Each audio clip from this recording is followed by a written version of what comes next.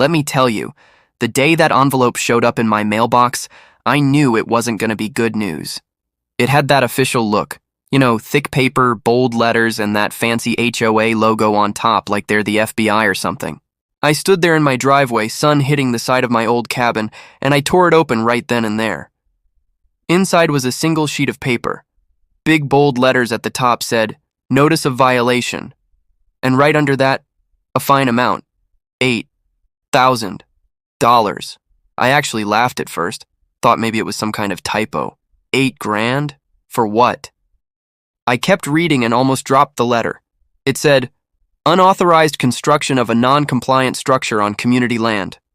They were talking about my cabin. The same damn cabin my granddad built with his own hands back in the 60s, long before there was ever a subdivision or this ridiculous HOA. I was standing there, shaking my head, muttering to myself like a crazy person. I mean, how do you illegally own something that's been in your family for over 50 years?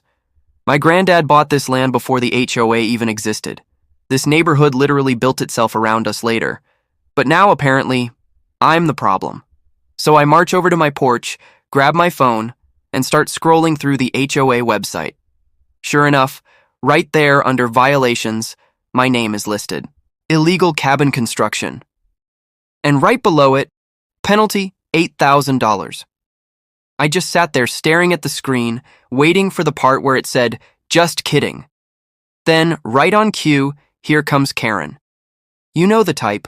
Blonde hair, perfect curls that somehow never move, pink tailored suit even though it's like 85 degrees out, and a clipboard that probably has the power to ruin lives. She comes strutting down the path like she owns the place, heels clicking on the gravel like a ticking bomb.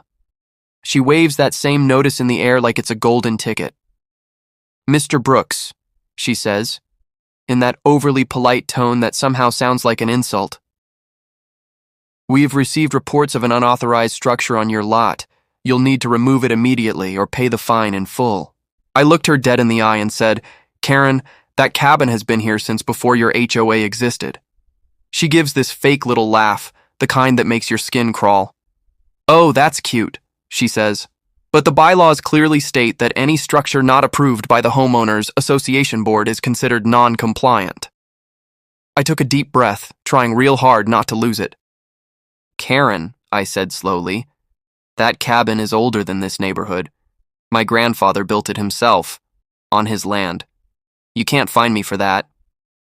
But she just adjusted her sunglasses and smirked. "Actually, I can. The land records show that section falls under the community jurisdiction. You'll have to prove otherwise." And that's when I realized something. She wasn't just enforcing rules. She was enjoying this. Like this was her personal power trip. I could see it in her face, the way she straightened up when she said the word jurisdiction. She thought she had me cornered, but she didn't know who she was dealing with. I pointed toward the cabin. "That structure is part of my deed, Karen. You want proof? I'll get it." She smirked again, scribbled something on her clipboard, and said, "You have 10 business days to respond before the fine increases." Then she turned on her heel and walked off, heels clicking away like gunfire. I swear I could feel my blood pressure rising.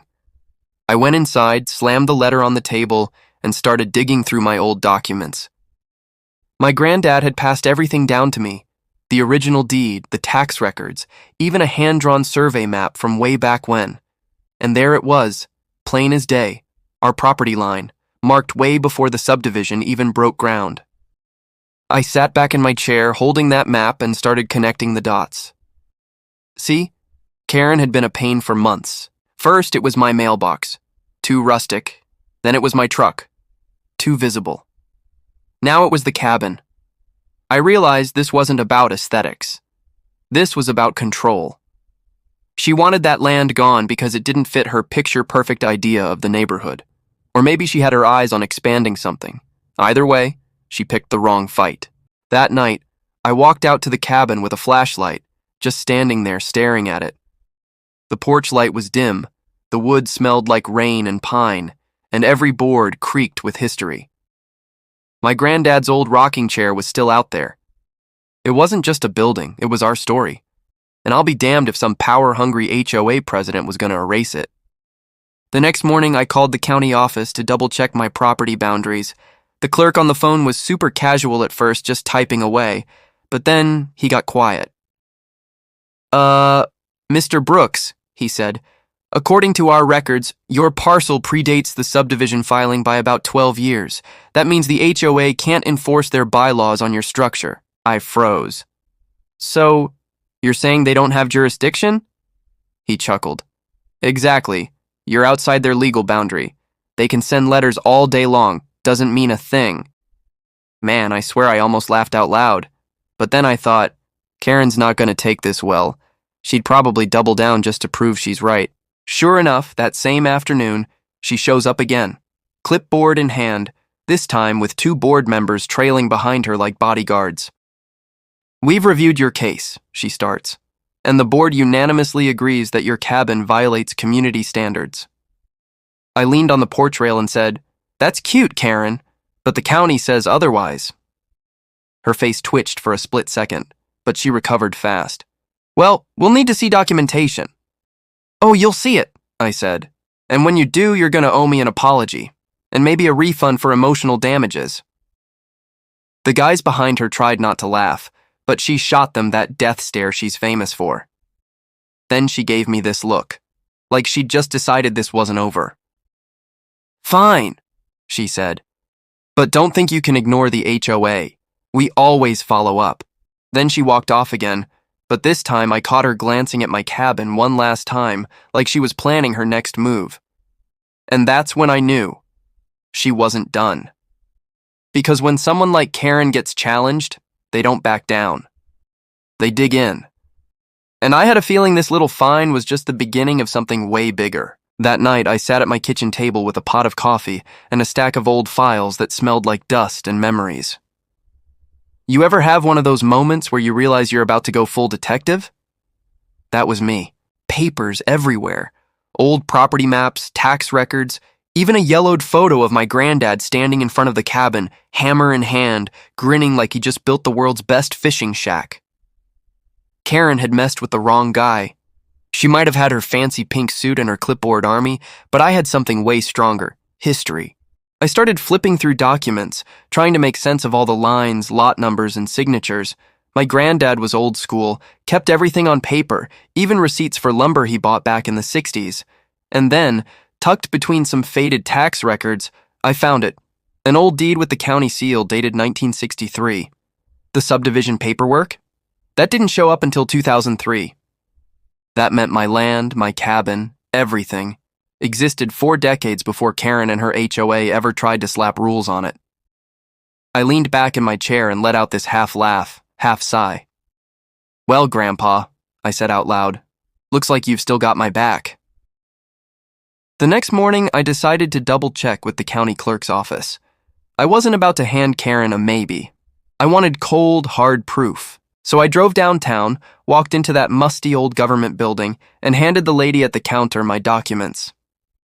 She was this sweet older woman with glasses hanging off a chain. She took one look at the date on the deed and whistled. Son, she said, this here's one of the original plots before the whole area got rezoned. Your property's considered legacy land. You're exempt from HOA enforcement. I couldn't help it. I grinned like a kid on Christmas. So, you're saying they can't touch my cabin? She nodded, tapping her pen against the paper. Not legally, no. It predates their jurisdiction. If they try to fine you, it won't hold up in court. And man, hearing that was like music. But the thing about folks like Karen, they don't care about what's legal, they care about being right. When I got back home, sure enough, there she was again. Same pink suit, same clipboard, this time with 2 new flyers taped to my front gate. One read, HOA notice, continued non-compliance may result in legal escalation. The other had a big red stamp that said final warning. I swear, I could hear my blood boiling. I walked up, tore them both down, and said loud enough for her to hear, You're gonna regret this, Karen. She turned, pretending to act surprised. Oh, Mr. Brooks, didn't see you there. We've had multiple complaints about your structure being visible from the main road. I crossed my arms. You mean the same cabin that S been there since your subdivision was a cow pasture? Her smile tightened. Regardless of its age, it violates community harmony standards. Community harmony. That was her favorite phrase. Translation. Karen doesn't like it. Then she added, if you refuse to comply, we'll have to involve legal counsel. That's when I pulled out my phone, opened the camera, and started recording. Go ahead and say that again, I told her. She froze for a second, realizing I wasn't playing anymore. You're recording me? She snapped. Damn right I am, I said. Because when this ends up in court, and it will, I want everyone to see how far you're willing to go over something you've got no authority over. Her cheeks flushed, but she tried to play it cool. Well, I hope you enjoy wasting your time, she said before stomping off. The next few days were wild. Word spread fast in the neighborhood, and soon everyone had an opinion. Some folks backed me up, especially the older residents who remembered when my granddad A.S. cabin was basically a local landmark. Others sided with Karen, parroting her nonsense about community standards and property values. It felt like a full-blown civil war over a damn cabin. And Karen? She started going nuclear, flyers on mailboxes, posts in the community Facebook group talking about violations of neighborhood integrity. She even called a special HOA meeting just to talk about me. One of my buddies, Jake, lives 2 houses down, texted me from that meeting. Dude, she's losing it. She's showing slides of your cabin like it's a crime scene. I texted back, good, let her dig her own grave.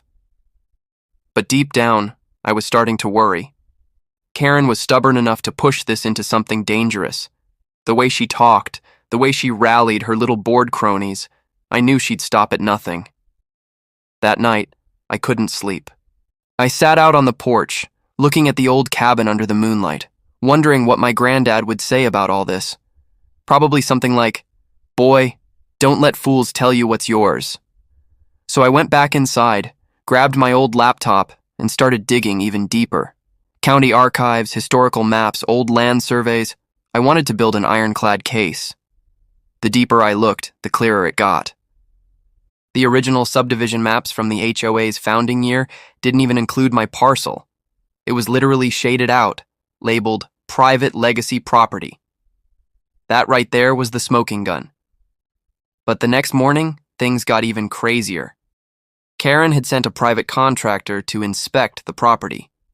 I looked out my window, and there's this guy in a neon vest measuring my fence line with a clipboard. I walked out and said, "Can I help you?" He jumped a little, then said, I was sent by the HOA to assess property compliance." "Yeah," I said. "You might want to leave before you're trespassing." He hesitated, but when I mentioned county jurisdiction, he packed up real quick and got in his truck. That's when I realized this wasn't just a fine anymore. She was gearing up for demolition. If I didn't get ahead of this, Karen might actually send someone to bulldoze my granddad's cabin. So I printed every document I had, the deed, the maps, the official county verification, and put them in a binder like I was prepping for trial. Because honestly, I kinda was. That night, as I was organizing everything, I saw Karen's pink SUV creeping by again, headlights off, rolling slow past my driveway. She was checking up on me, like some kind of HOA stalker. I just stood there on the porch holding my coffee and watched her drive off. "Go ahead, Karen," I muttered. "Keep digging, you're about to hit bedrock." Because now, I wasn't just defending a cabin, I was defending a legacy. And when I was done, the whole neighborhood, hell, maybe the whole county, was going to know who really owned that land. You ever walk into a room knowing everyone's already made up their mind about you? Yeah, that was me walking into the HOA clubhouse that Tuesday night. Karen had called an emergency board meeting, which, by the way, is HOA code for public humiliation. The second I stepped in, I could feel every eye on me. Neighbors whispering, fake smiles, the whole suburban circus. And right at the center of it all, there she was, Karen Delaney in her pink blazer, clutching her clipboard like it was a badge of honor. She didn't even wait for me to sit down before she started. "We need to address the illegal structure situation immediately," she announced, her voice sharp enough to cut through drywall. No names mentioned, but everyone's head turned toward me anyway. I just smiled and held up the thick folder I brought with me. Old maps, county records, and my grandfather's original deed. I was ready for this. I said, "Actually, before you jump to conclusions, I've got something you'll want to see." But Karen, of course, cut me off mid-sentence. She leaned forward, eyes narrowed, and said, "The land your so-called cabin sits on was annexed under HOA authority years ago. It's no longer your private property." You ever hear something so bold you have to laugh? Because I did. I mean, she said it like she personally wrote the Constitution. I flipped open the folder and laid out the copies for everyone to see. "Karen, with all due respect, this deed was recorded in 1978. Your subdivision wasn't even built until 2016. So unless the HOA's been operating from the future, this cabin is legally mine." The room went dead quiet for a second. You could practically hear the fluorescent lights buzzing. Then, of course, Karen went straight for the spin. "These old records don't matter anymore," she said, her tone dripping with fake authority. "Once this land was brought under the HOA, all structures must comply with modern guidelines." That's when one of the neighbors, Mrs. Whitaker, sweet old lady, probably in her late 70s, raised her hand. Her voice cracked a little when she spoke. "Excuse me, Karen, but my husband helped build that cabin back in the early 80s, long before this neighborhood was even planned. It's been there for decades." Karen froze for half a second. You could see it in her face, that split moment where her confidence cracked. But she recovered fast, plastering on her tight smile. "With all due respect, Mrs. Whitaker, that may be your memory, but the rules are the rules." The room started buzzing again. Some siding with Karen, others whispering that maybe she was overstepping. My buddy Rick, who lives 2 houses down, gave me a nod like, "You got this, man." I took a breath and looked Karen straight in the eye. "You know, I actually agree. Rules are rules. That's why I made sure to double-check them with the county office before coming here." Her face tightened just a little, like she knew what was coming but couldn't stop it. "What do you mean?" she snapped. I leaned back in my chair, trying not to sound too smug, but honestly, I'd earned this moment. "I filed a formal request with county code enforcement last week. Turns out this property line you're claiming, it's not even within your HOA jurisdiction. The cabin's registered as private land under my name, which means..." I paused for effect, watching her jaw tense. "You've been threatening legal action over something that's none of your business." That got the room going. A few people started whispering louder. Someone even chuckled. Karen's face turned a shade of pink that almost matched her suit. "You went behind the board's back?" she said, her voice rising. "Behind your back?" I repeated. "No, Karen. I went to the people who actually make the rules, not the ones who make them up." She stood up then, slamming her clipboard down on the table. "This meeting is over," she declared, like she was the judge, jury, and executioner of our little town. But this time, nobody followed her lead. In fact, a few board members stayed seated, flipping through the papers I'd brought. One of them even asked if they could keep a copy. Karen stormed off, muttering something about legal counsel and non-compliance. But I could see it. The control she loved having over everyone? It was slipping. As I walked out of that room, I passed Mrs. Whitaker again. She gave me a little smile and whispered, "Good for you, honey. Someone needed to stand up to her." And I'll be honest, that hit me right in the chest, because this wasn't just about one fine or one old cabin anymore. It was about people like her, folks who lived there long before the HOA turned the place into a playground for power-hungry people like Karen. When I got back to my truck, my phone buzzed, a new email from the county office. The subject line read, "Property boundary confirmation finalized." I opened it, my heart pounding just a bit. The attached document showed the official survey lines. And sure enough, my cabin, every square inch of it, sat safely outside the HOA's jurisdiction. I couldn't help but grin. Karen had spent weeks trying to bury me in paperwork, threats, and fines. But now I had the one thing she couldn't argue with, the truth in black and white. But I wasn't done. Not even close. Because the moment I saw that confirmation, I knew exactly what I had to do next. Make sure everyone else knew it too. And that next step? Oh, it was going to make Karen wish she'd never come near my land again. The next morning, I woke up to the sound of tires crunching on gravel. Not just one car, but several. I looked out my window and froze for a second. 2 police cruisers and a white county vehicle were parked right by my driveway. And right in the middle of it all, Karen Delaney in her pink suit, pacing around like she was directing a movie. Clipboard in hand, phone to her ear, pointing toward my cabin like it was some kind of crime scene. I stepped outside, coffee mug still in hand. "Morning, officers," I said casually. "What's the emergency?" Karen spun around, eyes blazing.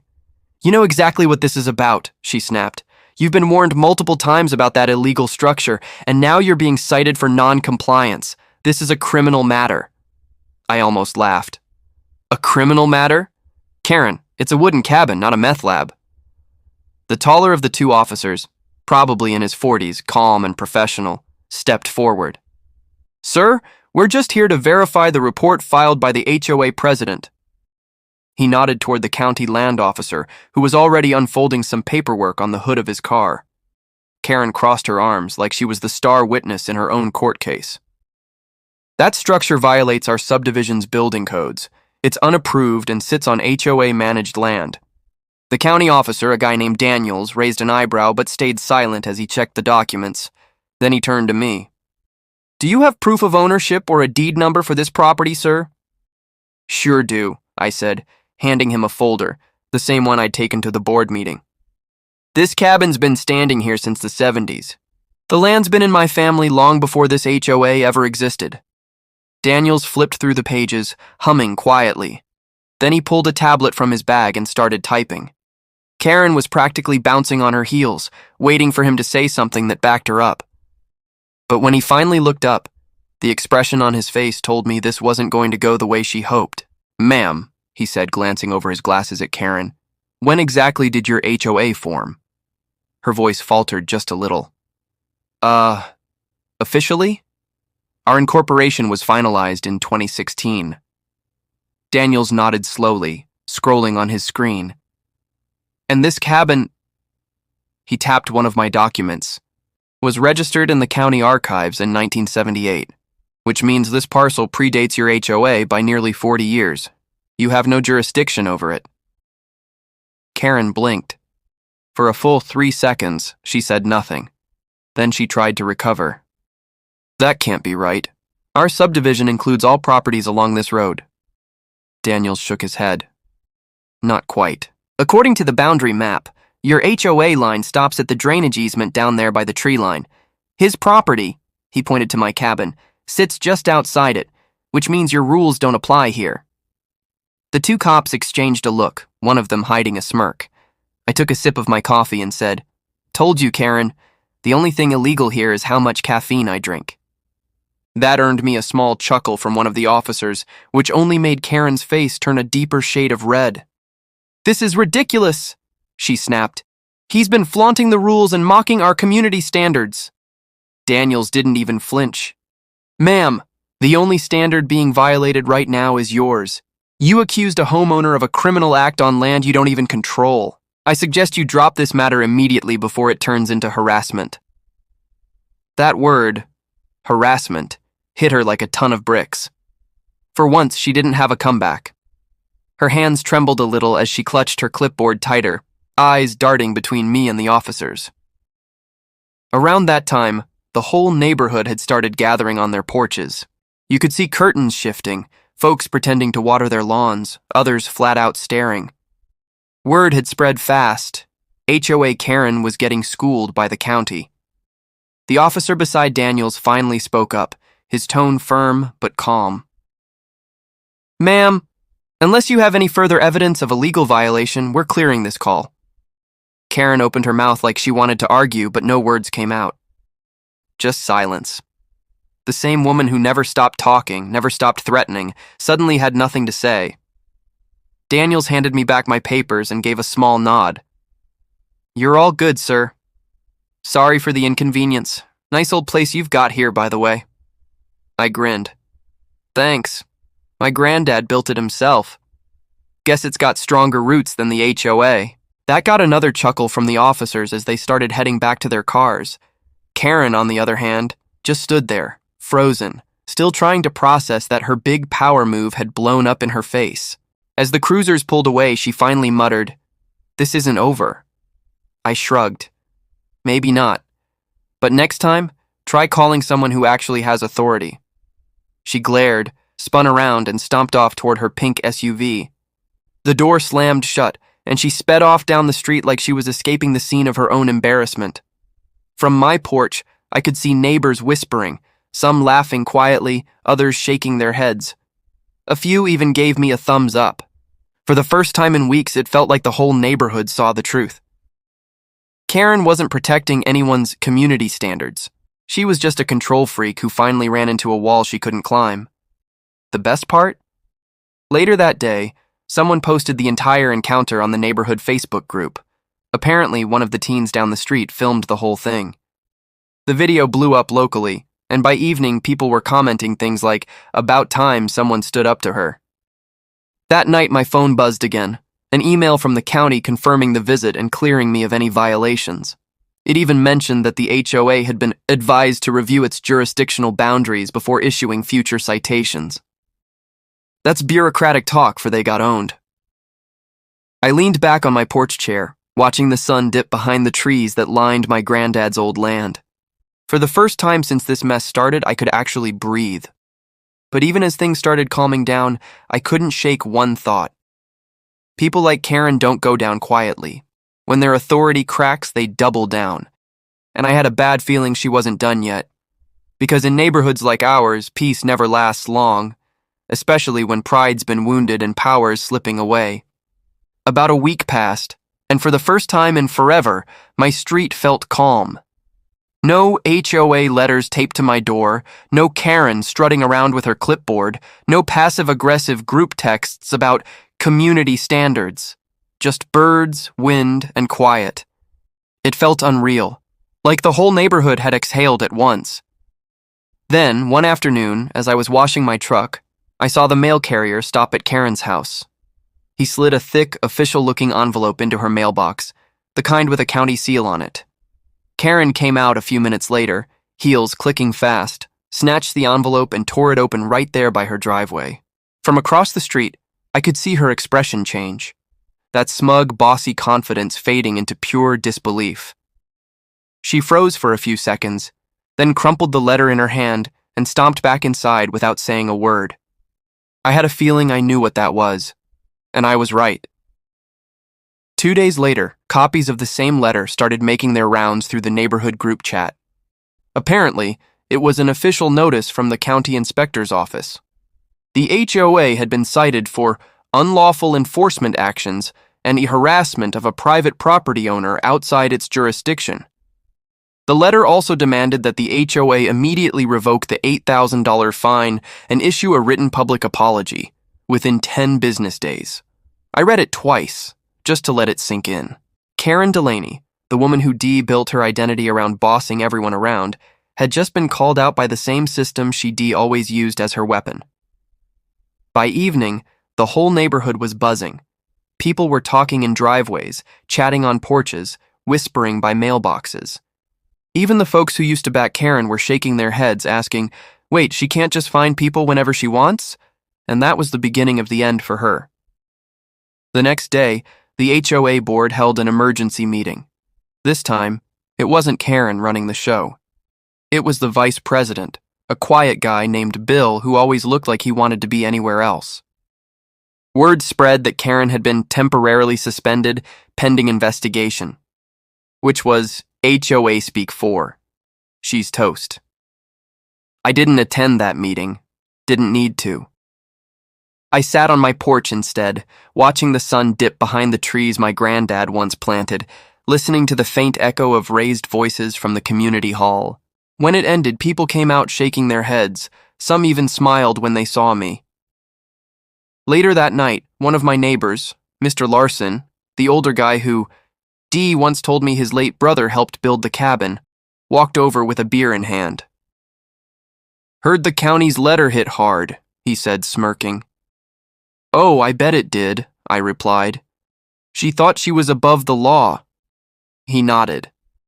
"They're talking about voting her out completely, maybe even rewriting the bylaws. Folks are tired of the nonsense." That was the first time I'd heard it, the possibility that the HOA itself might actually dissolve. It sounded too good to be true, but for the first time, people were finally realizing how out of control it had gotten. The next morning, Karen's pink SUV was gone. No one saw her leave. No one knew where she went. But she didn't show up at the next HOA meeting, and she didn't log into the group chat again. Someone said she'd been seen at the county office, maybe trying to appeal, but it didn't matter. Her power trip had ended, and just like that, the neighborhood started to feel normal again. I drove up to the cabin later that week, wanting to see it after all the chaos. The woods were calm, sunlight slipping through the branches, a light breeze rustling the leaves. The cabin looked just the same as always, weathered wood, tin roof catching the afternoon light, a faint scent of pine in the air. I walked up the porch steps and unlocked the door. Inside, it smelled like old cedar and memories. My granddad's tools still hung on the wall. The same rocking chair sat in the corner by the window.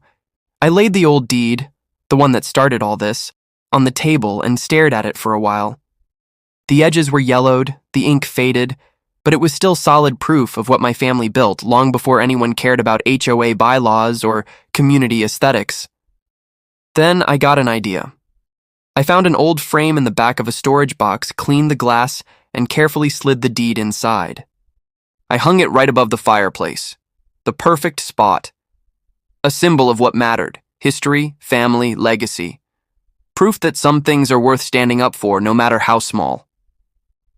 As I sat there, watching the sunlight flicker across the framed paper, I felt something I hadn't felt in months. Peace. Not just the quiet kind, but the kind that comes when you know the truth finally won. Back in the neighborhood, people started organizing community events again. Small barbecues, cleanup days, block parties.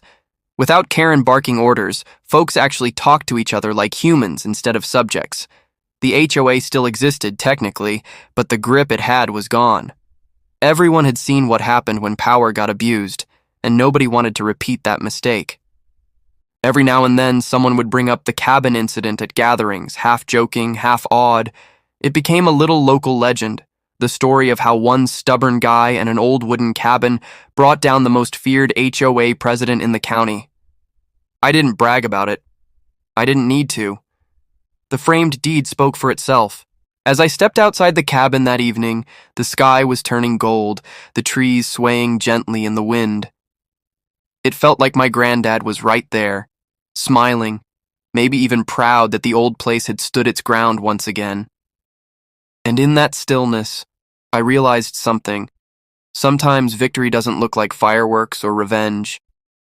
Sometimes it's just standing in the quiet, knowing the storm finally passed and your roots are still strong. Karen might have thought she could bulldoze through history, but the land had a memory, and it remembered who it belonged to. It has been a few months since everything went down, but even now, every time I drive past the HOA office, I still get that little spark of satisfaction knowing Karen Delaney is long gone.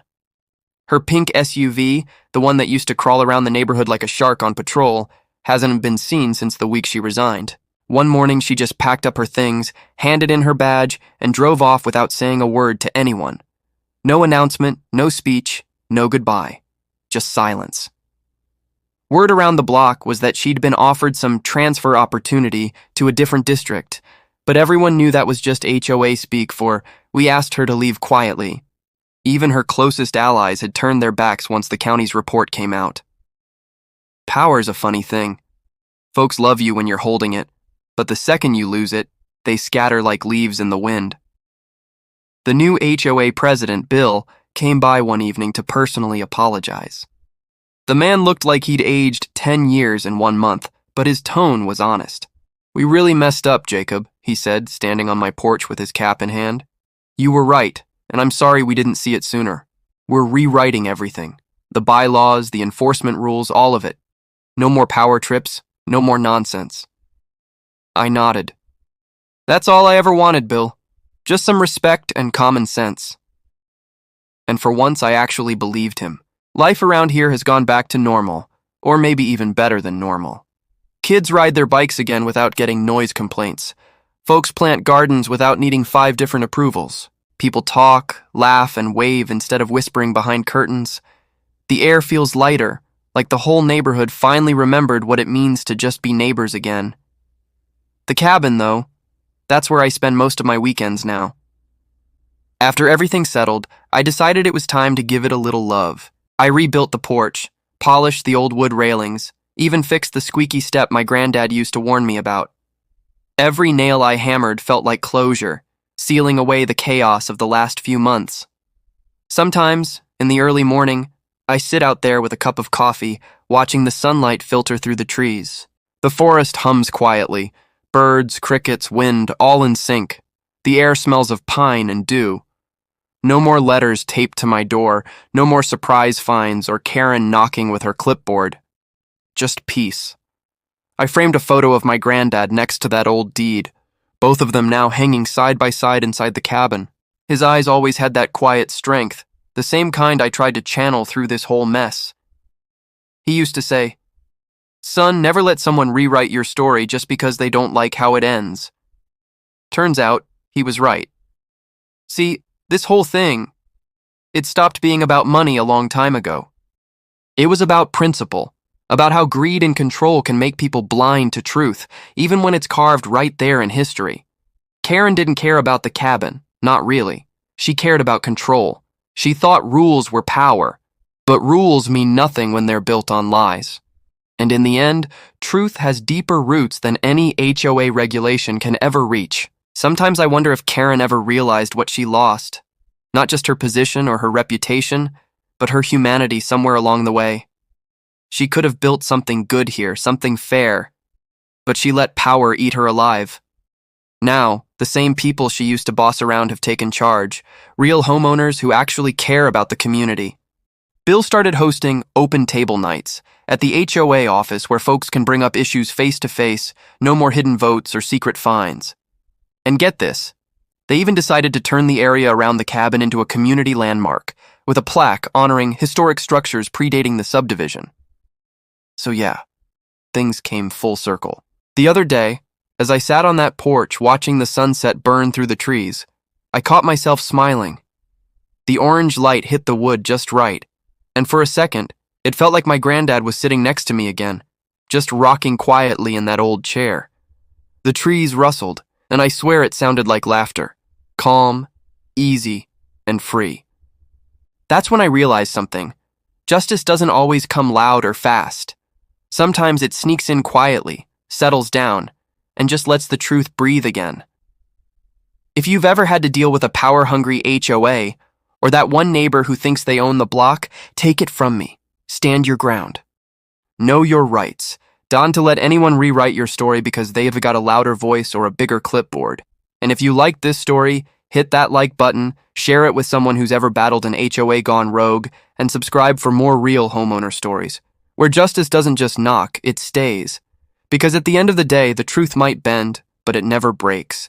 It just digs deeper, plants roots, and grows back stronger than ever.